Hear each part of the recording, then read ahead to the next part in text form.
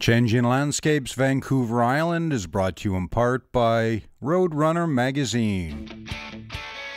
Roadrunner is the most comprehensive resource for motorcycle touring and travel. Read, discover, ride.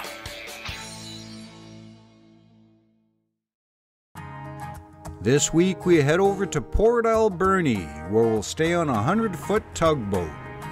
Visit Stamp River Provincial Park, where the salmon are running. Then we'll take a run on a speeder up to McClean steam sawmill, where we'll see the National Historic Site in action. When we wrap up there, it's back to the tug for some authentic Moroccan cuisine. Okay, everybody's okay, happy? You guys need more wind?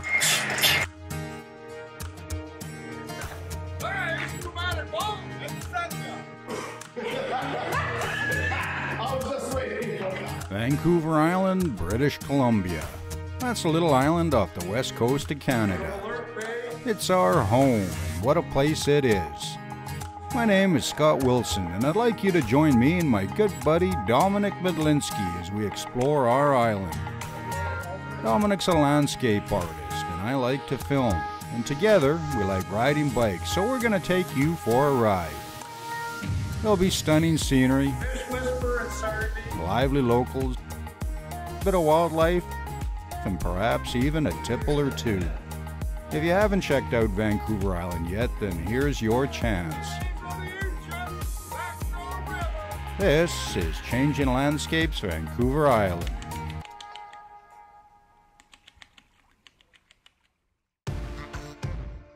The sun was shining, the skies were blue, and there were goats on the roof in Coombs. We were heading to Port Alberni at the head of Barkley Sound. But first, we had to get our tree hug on with a stop at Cathedral Grove and McClean Provincial Park. Being surrounded by so many trees, sometimes we can take them for granted. Not today, because they were awesome. Giant Douglas firs, some of them over 800 years old. It's funny. Doesn't matter how many times you drive the Alberni Road, there's a good chance you'll stop at the cathedral. Just too hard to resist. But Alberni was calling, so off we went. And what a ride. We made our way through town and down to the government dock to track down our digs, a tugboat. Isn't this beautiful? That's our boat. All right, it's Nomadic Bull and the Zen God. All right, here we are in beautiful Port Alberni. Gorgeous day. What do you reckon? Another sunny day, can't beat it. Autumn in the west coast, very lucky. Look at this sunshine. And we're gonna go check out our new digs. So folks, this is where we stay. Well, we found the tug. Now it was time to find our hosts. You don't mind being on camera, do you? Huh? Because you're on. We're rocking and rolling. All right. Now it's one thing staying by the water, but it's a completely different ball game staying on the water. Lots of wood, lots of brass, salt in the air, and bunk beds. What a cool stop. What do you think? Oh, I think we can dig it for a night or two, eh? Oh, yeah. Not bad.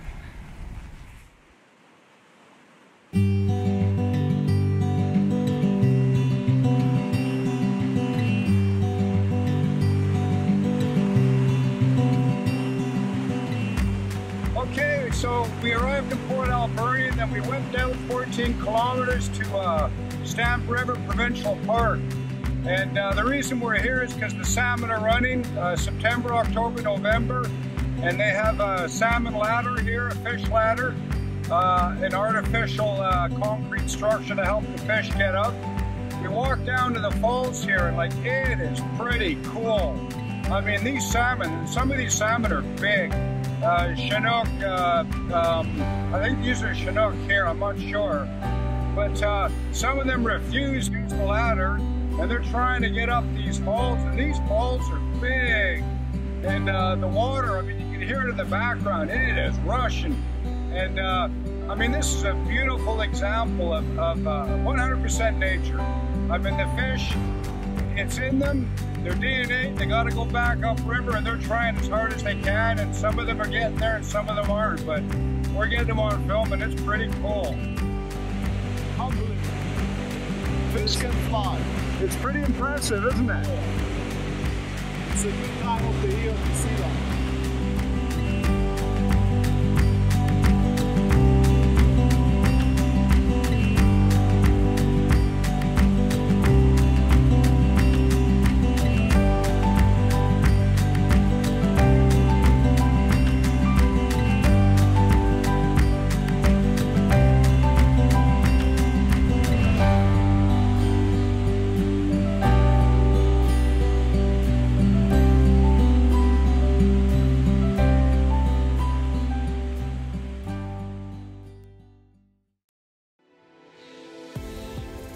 All paintings created during the filming of this series are available for purchase on Dominic's website at www.paintingjourneys.com.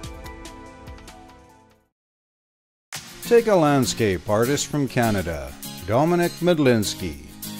Then take his buddy, Scott Wilson, a travel writer who never shuts up. Put them on motorcycles, send them to Bolivia, and what do you get? Well, you get one heck of an adventure. Follow along as they rip through changing landscapes, from the salt flats to the Andes, and the Altiplano to the Amazon. This is Changing Landscapes Bolivia. Port Alberni is rough around the edges. There's no doubt about it. But it has a unique charm rooted in history and geography. It was an interesting morning as along with the mist was tangible evidence of the metamorphosis Port Alberni is going through. We were staying on a tugboat, not one that hauled log booms down the coast though, but one that was open to the public as a B&B, while a few hundred feet away was a mill. The town used to be full of them, but most of them are gone now and Port Alberni fell on hard times. The hard times continued for a while and Port Alberni became a relic from an industry that had all but left town. But things are changing, and it's making a comeback. I picked the subject matter behind me, this beautiful old converted minesweeper, beautiful lines, and there is a quite atmospheric light happening behind it with trees and the fog moving in, so it's a beautiful contrast of dark and light. That's why I'm attracted to this subject matter this morning. As Dominic painted a floating B&B that signaled a new tourism-based economy, the mill hummed away in the background. It was an interesting contrast, as one can clearly see how the different economies are vying for the waterfront. Any chance of a little tour of the vessel? Yeah, absolutely. Okay, first off, what's the vessel called? The vessel's called the MV Song. Song He, and that is First Nations? First Nations out of Victoria. Now this table, you were saying, is a side cut? Yeah, it's a slab cut from live edge slab cut from McClean mill. So it's a product of wood that we got from up at the steam powered mill. And a friend of ours, Rob Gentleman, has a business and he had refinished it for us. So it's a beautiful piece of work. It's almost like artwork actually. Gorgeous. Yeah. All right. A little bit of West Coast. So this is our little breakfast galley and breakfast nook.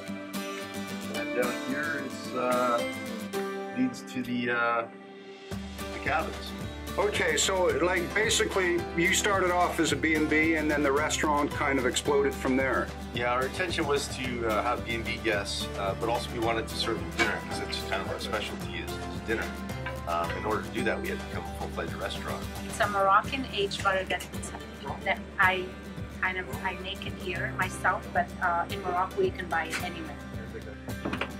You can see what one of the rooms are like that have the doors to the outside deck. Oh, okay. Oh, isn't that nice? Yeah. So basically, all right. So here we go, we're coming in from inside and you got your bunks. And then you step right outside And then this is what you've got. An artist down there painting. Mr. Medlinski. Hey, are we there yet? There's nothing square on this vessel. Nothing square. Everything is custom built and custom fit. Yeah. Well, it makes life interesting. Yeah, on a 100-foot boat, it is good. Okay, and that's the 100 foot. Yeah, it's a 100-foot boat, a 26-foot beam, and a 12-foot draft, so it's quite big. It weighs 250 tons. It's solid wood. Solid wood. 71 years old. Oh, yeah. Here we go, coming up. Oh, how sweet is this? Oh, this is fantastic. Yeah, you have to excuse the personal belongings, but it's a bit messy. Oh, man. So, you got the windows kind of wrapped right around 180 degrees, basically, huh? The wheel down to the rudder is chain and pulley. Okay. So its original runs through about 20 pulleys down to the rudder, and everything's controlled from up here. So I see you got a quilted ceiling here. Yes. So where are the fuzzy dice? Yeah. In the van. In the van.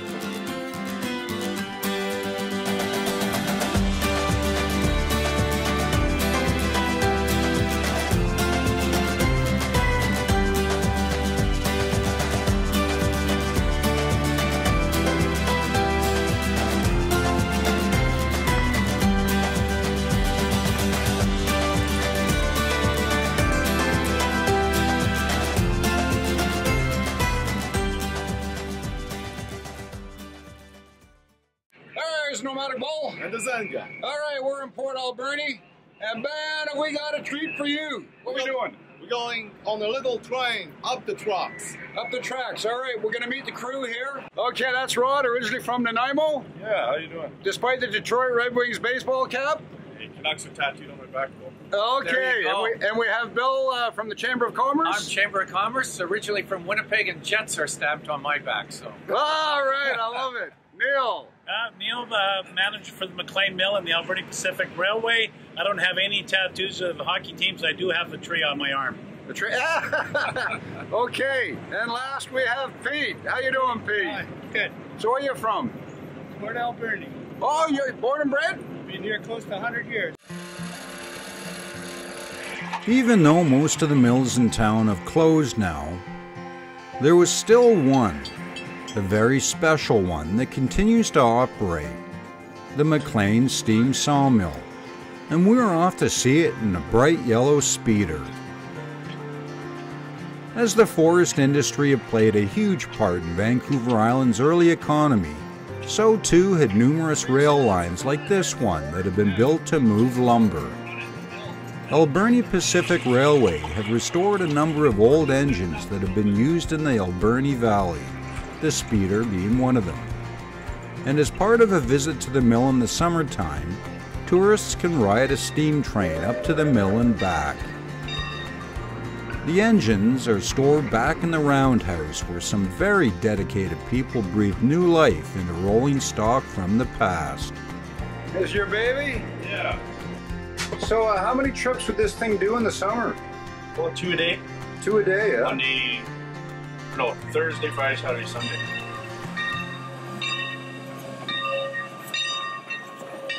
Here are your steam gauges. These two are your air brake gauges. Show you what your brake line pressure is. This is your throttle. This thing right here is called a hydrostatic lubricator. So what it's doing is it's sending steam cylinder oil to your pistons and valve gear on the left side, the right side, and then the steam end of your air compressor. Obviously your throttle. This is your Johnson bar, so forward, reverse, and in between. You can kind of start going and notch it back a bit. Those two handles right there, the smaller one is your independent for the locomotive, kind of like what Pete was using there. Yeah. If you want, you can drive to the McClean Mill. But why would you want to if you could catch a ride on a speeder or a 1929 Baldwin steam locomotive? I know which one I'd rather arrive in. How'd you get this job, Pete? This is awesome. You get the short straw. The short straw. Yeah.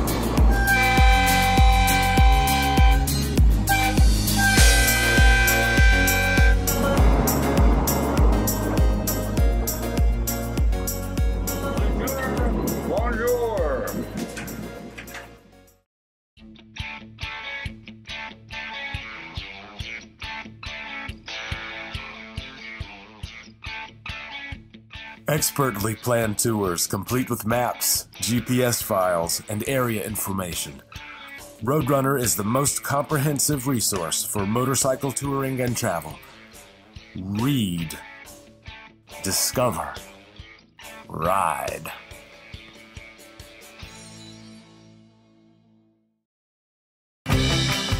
If you're enjoying the show and would like to contribute to future free programming, why not become a patron at patreon.com/Nomadic Bull. Thanks for watching.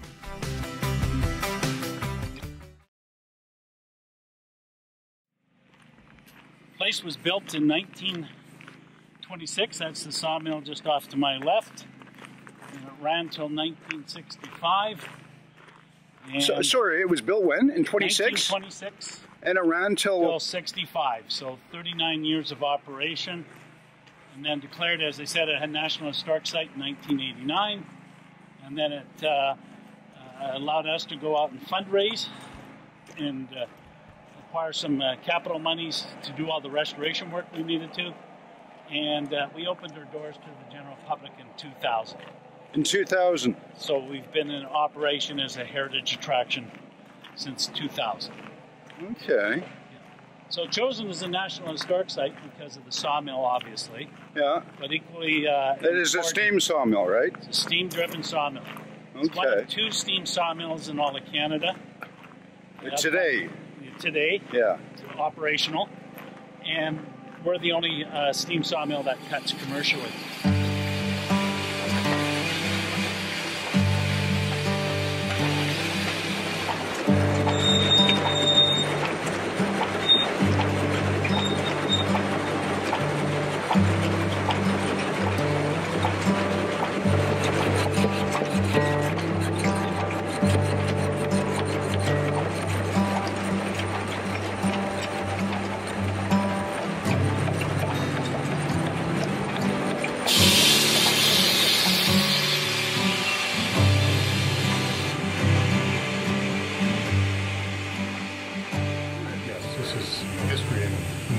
History in action. History and how long have you been doing this, Keith? About 10 years or so. You don't enjoy it, do you? Not a bit. Not a bit, yeah. Well, so, and you're in that little booth around the other side, so you're basically controlling the show. Yeah. Okay. Yeah, I control the size of the cut, positioning of the log, and the speed of the carriage going through the saws. Okay. And so where did you learn this? Like, were you a logger before, or? No, a steam engineer. A steam engineer? Yeah. Really? As years went by, he built a small sawmill. It's just years of experience, that's all.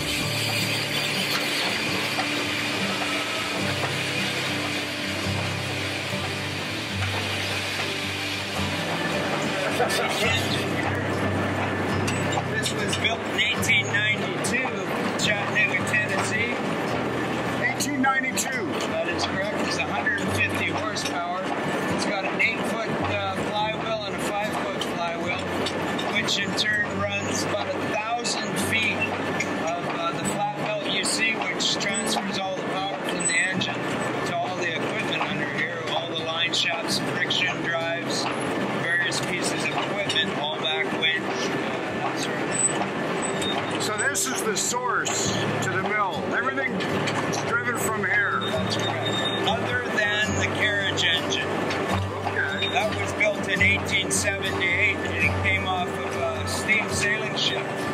It was an old winch engine. Pulling up the anchor and that sort of thing.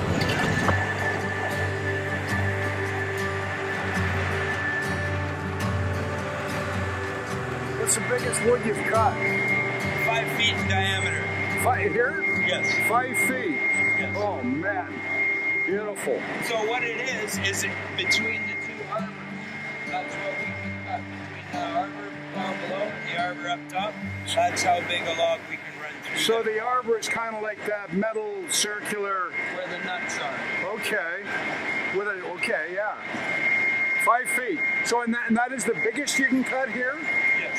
All But right. the thing with us is we can cut 40-foot lengths up to 40 feet long. Where Wow. most mills maximum is 27 feet. So even though this mill is old, it still kicks butt. Yes, it does.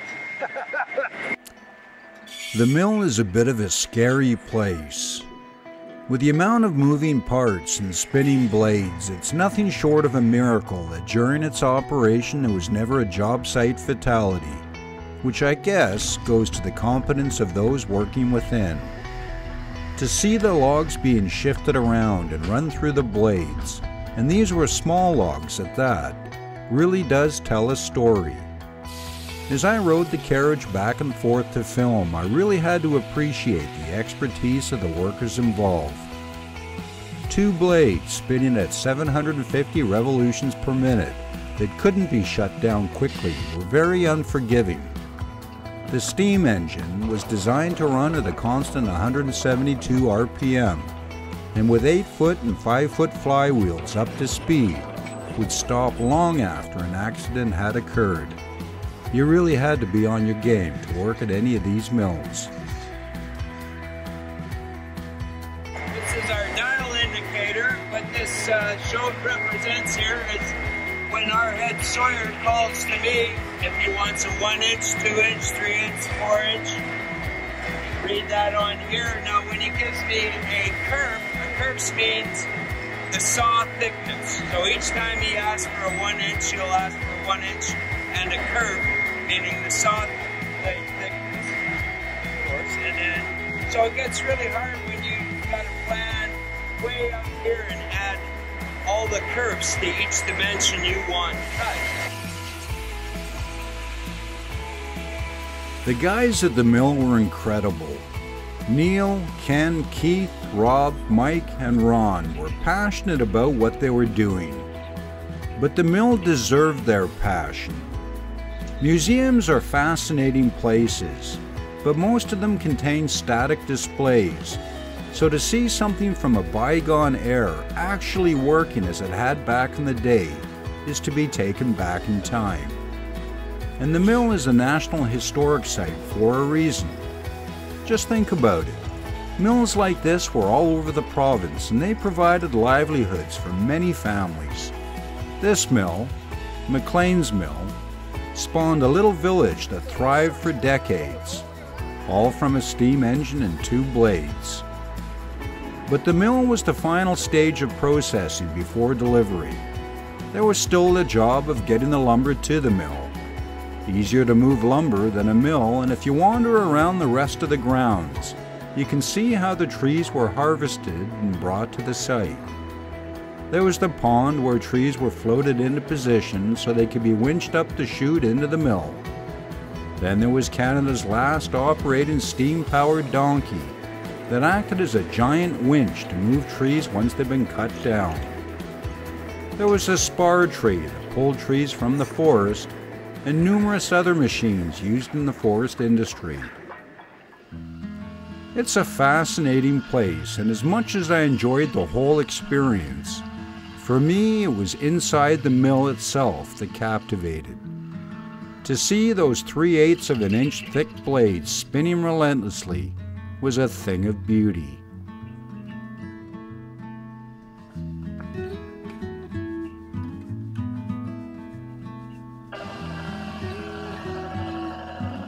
McClean's is a mill that produced back in the day. The neat thing is that it's still running today, from a steam power engine no less.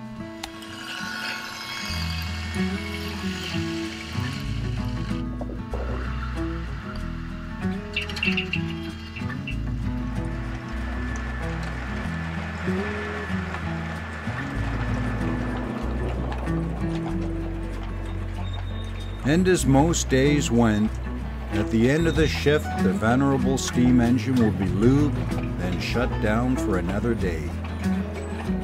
What an amazing piece of technology. You can hear it winding down. And I think Keith summed it up best. It's history in motion. From the mill, it was back to the sail-away inn for an authentic Moroccan dinner. What a way to end our visit to Port Alberni. Awesome. Another way of doing it, it's how my mom did it as well. So I'm kind of just celebrating my mom. So I'm sharing it with you guys and with our good friends. So, and this is part of your slow food. You're going back to your roots. Yeah. Your mom, your dad, Morocco. Yeah. And this is part of what you are trying to share with the folks that come through your door. That's it. This is what we do. So basically, everything that is here, you go out, you get that locally, you bring it back and put it together. And so food culture, food history, food. Yeah, bringing the culture back and hanging on to it and passing it on to our friends and family. Okay, well, and we're very fortunate because tonight the food culture is taking us to Morocco. Love it. Thank you very much. Cheers.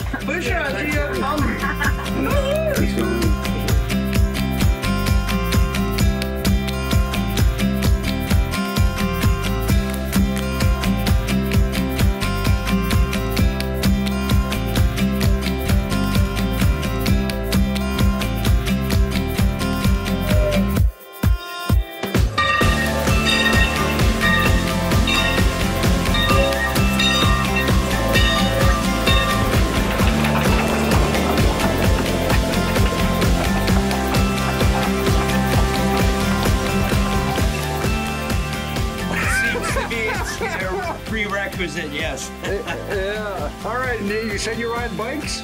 Yes, we do. What do you got? I'm riding Harley Davidson. The other guys here are riding Indians. You got an Indian? No. Keith and Ron do. Keith and Ron got Indians? I just got a little old Honda. A Honda? At the bottom of the crew. What, they let you work here with a Honda? Vlog, sorry. It's the only one that starts every time. Oh, yeah.